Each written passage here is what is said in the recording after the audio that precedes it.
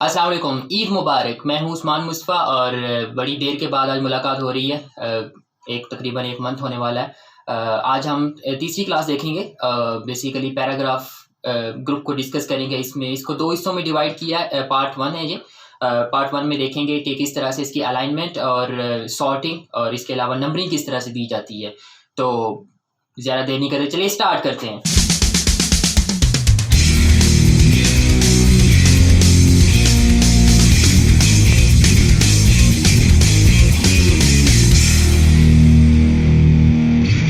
एक random text लिया हुआ है, एक रैंडम एप्लीकेशन ली हुई है।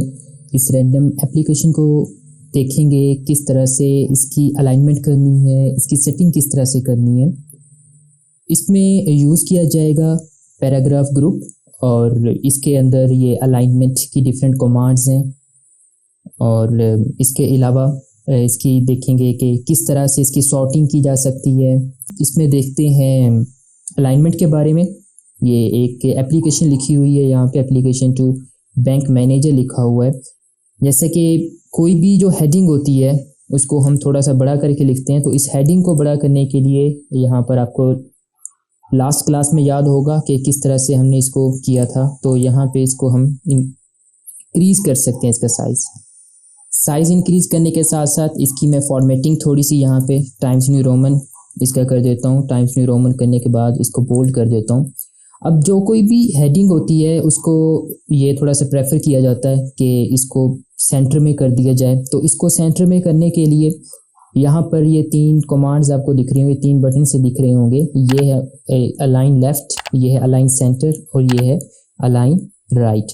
इसको हम सेंटर में करना चाहते हैं तो सेंटर के लिए मैं यहाँ पे क्लिक करूँगा तो ये मेरे पास सेंटर में आ जाएगा। उसके बाद ये एप्लीकेशन यहाँ पे स्टार्ट हो रही है। एप्लीकेशन स्टार्ट करने के लिए अब ये वाली चीज़ें जो थी इसको अगर मैं सेंटर में करूँ तो इस तरह से सेंटर में आ जाएंगी।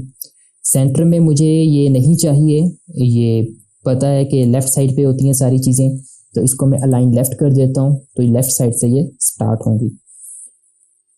कुछ एप्लीकेशंस में या कुछ स्टाइल्स में ये भी है कि एंड पे जब यूएस सिंसियरली ये सारी चीज़ें लिखी जाती हैं तो ये राइट साइड पे लिखी जाती हैं। तो ऐसी कुछ सिचुएशंस जब होती हैं तो कुछ स्टूडेंट्स इस तरह से करते हैं कि इसको स्पेस के साथ आगे मूव करना शुरू कर देते हैं। तो जब स्पेस के साथ इसको मूव करवाया जाता है उसके साथ यहाँ तक बहुत सारी स्पेसेस दी जाती हैं। फिर कोई एक चीज़ जब लिखनी होती है तो फिर ये सारी कुछ इसकी ये डिस्टर्ब हो जाती है। तो इसके लिए ये होता है कि इस सारे को सिलेक्ट किया जाए, सिलेक्ट करके यहाँ पर इसकी लेफ़्ट अलाइनमेंट कर दी जाए। तो ये सारी चीज़ें लेफ़्ट साइड पे इसकी अलाइनमेंट हो जाएगी। तो वो सारे का सारा टेक्स्ट जो है वो लेफ़्ट साइड पे आ जाएगा। तो इस तरह से इसको जो है अलाइनमेंट का ये फ़ायदा होता है कि हमने लेफ़्ट अलाइनमेंट करनी है या फिर राइट अलाइनमेंट करनी है, किस तरफ से हमने इसी करनी है। दूसरा ये होता है कि जब कोई भी चीज़ लिखते हैं, जैसे कि यहाँ पे एक पैराग्राफ टाइप लिखा हुआ है, तो इसकी लाइन्स चेक की जाए। इसका एंडिंग पॉइंट जो है ये माई और ये फिनिश जो है इन दोनों में गैप है। ये एक अच्छा इंप्रेशन नहीं जाता। इसको एक पॉइंट के ऊपर एक ही जगह पे सारी लाइंस को एंड होना चाहिए। उसके लिए जस्टिफाई इसको किया जाता है। इस सारे टेक्स्ट को जो है वो सिलेक्ट किया जाता है और यहाँ पर ये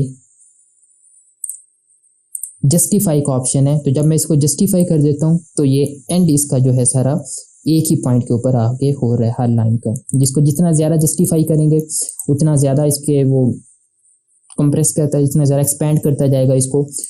लेकिन इसको जस्टिफाई रहने दें तो ठीक है।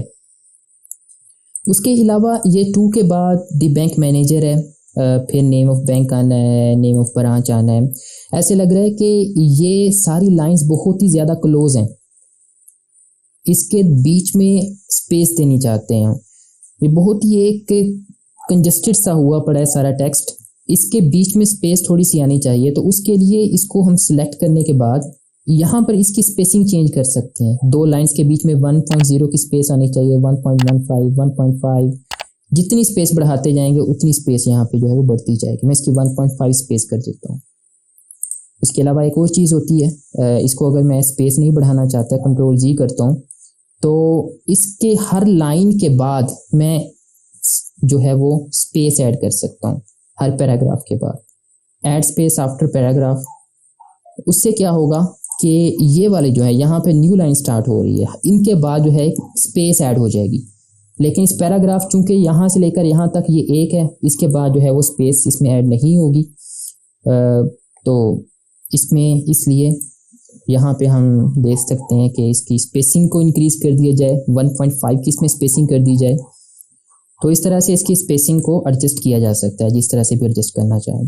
इसकी शेडिंग की जा सकती है कि इसका पूरी लाइन का कलर जो है, पीछे पहले हमने देखा था यहाँ पर इसके साथ इसको हाईलाइट करते थे स्पेसिफिक टेक्स्ट को, लेकिन अगर पूरी लाइन को हम एक कलर देना चाहते हैं, जैसे ये वाली लाइन है, ये पूरी लाइन हो जाए, शेड हो जाए, तो उसके लिए यहाँ पे मैं इसका कलर जो है वो चेंज कर सकता हूँ। पूरे का पूरा पैराग्राफ, अगर पूरा पैराग्राफ को हम करना चाहते हैं, अगर ये जैसे ये एक लाइन है तो ये एक लाइन ही होगी, लेकिन अगर ये पूरा पैराग्राफ होगा तो ये उस तरह लिहाज से इसको जो है वो शेड किया जा सकता है। अगर उसके बाद ये बॉर्डर्स हैं, ये मोस्टली यूज़ होते हैं जब हम टेबल बनाते हैं, लेकिन यहाँ पर भी हम लगा सकते हैं बॉटम में। जो मैंने सिलेक्ट किया है ये सारा, इसके मैं राइट पे लगाना चाहता हूँ बॉर्डर, टॉप पे या फिर बॉटम पे या फिर लेफ़्ट पे, उस तरह से इसमें जो है वो बॉर्डर इस साइड पे लग जाएगा।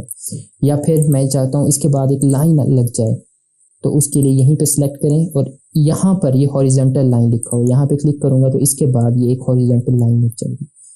तो ये हॉरिजॉन्टल लाइन लग गई, उसके बाद हमारी एप्लीकेशन यहाँ से स्टार्ट हो रही है। और इसको थोड़ा सा हम बोल्ड कर देते हैं और लाइन लगा देते हैं नीचे।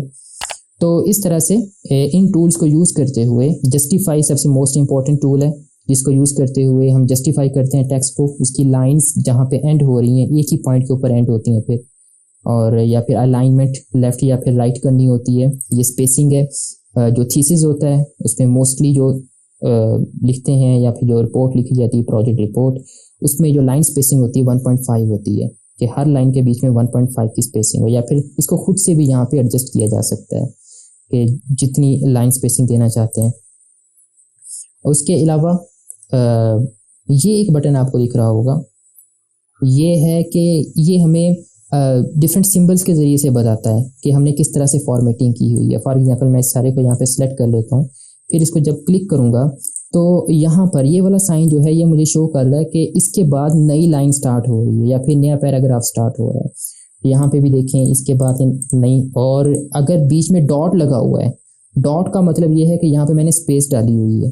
तो अगर मैं किसी जगह पे बिला वजह स्पेस डाल दूंगा, जैसे यहाँ पे अगर मैंने स्पेस डाल दी तो यहाँ पे मुझे डॉट शो नज़र आ जाए, मुझे पता चल जाएगा कि यहाँ पे मैंने डॉट लगाए हुए हैं, या फिर कोई ऑब्जेक्ट डाला हुआ है। तो इसके ज़रिए से ये पता चल जाता है कि एक ओवरव्यू लिख सकते हैं कि कौन कौन सी चीज़ कहाँ पे यूज़ की हुई है, कहीं स्पेस तो ज़्यादा नहीं डाली हुई, ये सारी चीज़ें वहाँ पे देखी जा सकती हैं।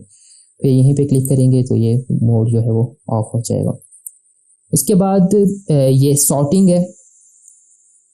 सॉर्टिंग किस तरह से होती है कि फॉर एग्ज़ाम्पल मेरे पास ये एक नेम ऑफ फ्रूट्स हैं, इसकी मैंने सॉर्टिंग करनी है, नीचे डिफरेंट लिखे हुए हैं, तो मैं चाहता हूँ पहले ए आए, उसके बाद फिर बी, फिर सी, फिर डी, इस तरह से है। ये पहले ए वाले लिखे हुए हैं, फिर एच वाले लिखे हुए हैं, फिर सी वाले, तो मैं सॉर्टिंग करना चाहता हूँ इनकी। तो मैं इन सबको सिलेक्ट करूँगा, सिलेक्ट करने के बाद यहाँ पे क्लिक करूँगा, क्लिक करके पैराग्राफ को करना चाहता हूँ जी, पैराग्राफ को, टेक्स्ट को करना चाहता हूँ असेंडिंग ऑर्डर में। जैसे ही ओके क्लिक करूँगा तो अब ये मेरे पास अरेंज हो चुके हैं, पहले ए वाले, फिर बी, सी, डी, ई, एफ, इस तरह से पैराग्राफ की मैं सॉर्टिंग कर सकता हूँ।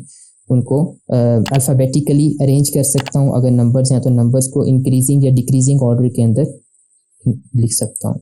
इसके अलावा और भी यहाँ पे ऑप्शंस मौजूद हैं। इन ऑप्शंस किस तरह से करना चाहते हैं, ये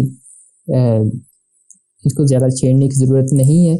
हमारा काम इसमें ज़्यादातर यही है कि हम इसमें सॉर्टिंग करना चाहते हैं, तो इस यहाँ पे हम असेंडिंग या डिसेंडिंग ऑर्डर में इस तरह से इसकी सॉर्टिंग की जा सकती है।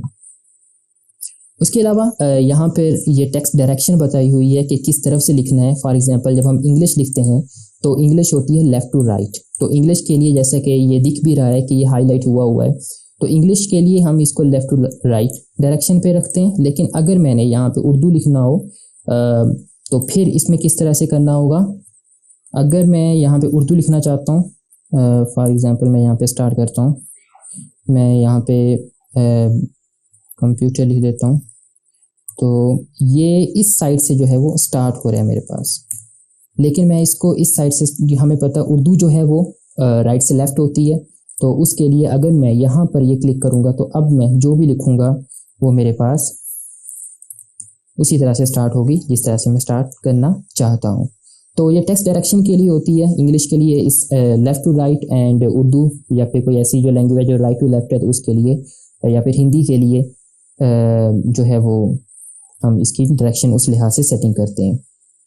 एट द एंड एक छोटी सी चीज़ और इसमें ऐड करते हैं, वीडियो का साइज़ काफ़ी हो रहा है, अगर मैं इसकी बुलेट्स बनाना चाहता हूँ तो उसके लिए यहाँ पर जाएं, तो जो भी फिगर ऐड करना, जो भी पॉइंट ऐड करना चाहें, सिंबल ऐड करना चाहें, यहाँ पे ऐड किया जा सकता है।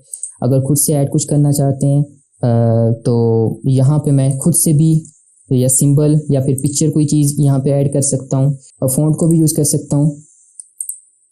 तो उसके अलावा अगर मैं इसको 1 2 3 में नंबरिंग देना चाहता हूँ तो यहाँ पे ये 1 2 3 में हो जाएगी। अगर मैं किसी और स्टाइल में रोमन में देना चाहता हूँ यहाँ पे रोमन में हो जाएगा।